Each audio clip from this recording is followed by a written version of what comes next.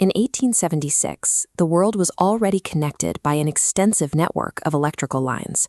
But if you stood in a room like this one, a massive telegraph office, you wouldn't hear a single human voice. Those wires carried pure information. They were efficient machines built on a binary logic of short and long electrical clicks, requiring a manual process of writing, encoding, and decoding before a message ever reached its destination. The great engineering puzzle of the era was a matter of translation. Inventors were struggling to force an electrical wire designed for rigid on and off signals to carry the fluid, physical sound of a person speaking. Communication networks had mastered the art of moving data across continents, but they remained utterly incapable of transmitting a person's presence. Alexander Graham Bell entered this race as an outsider. He was a young teacher, focused on speech and deaf education rather than building communication empires. Because he spent his days helping deaf students navigate a hearing world, Bell had to break down the mechanics of speech.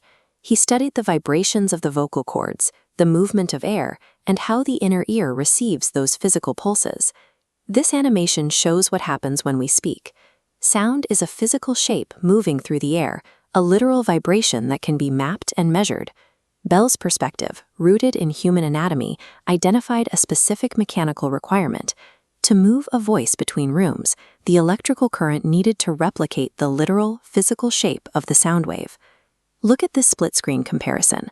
The top half shows a standard telegraph signal, rigid, sharp jumps between 0 and 1. The bottom half is the complex, undulating wave of a human voice. Speech is constant and messy. The barrier was electrical. To send that messy voice down a wire, electricity had to stop behaving like a simple switch. Bell realized the current had to rise and fall in a continuous flow, mimicking the voice's exact pattern so it could be recreated. To 1870s telegraph operators, manipulating electrical currents into continuous waves seemed like a mechanical impossibility. Solving long-distance voice communication required abandoning the digital logic of the era. They had to leave behind clicks and silences for an analog continuum. Bell was not the only one chasing this idea. He was locked in a race with Elisha Gray, a serious inventor with a deep understanding of telegraphy and the electrical science of the day. The race reached its limit on a single afternoon, February 14, 1876. On that exact day, both Bell and Gray submitted paperwork to the U.S. Patent Office, outlining strikingly similar concepts for continuous wave transmission. Bell officially won the patent on March 7th. The strange part of the timeline is that when the patent was awarded, Bell did not even have a working prototype to prove the concept. The actual breakthrough happened 3 days later. On March 10th, Bell finally transmitted the first voice via wire using this device. The first phone call consisted of 10 mundane words. "Mr. Watson, come here. I want to see you." It was a simple request, but it marked the very first time a human voice had traveled electrically.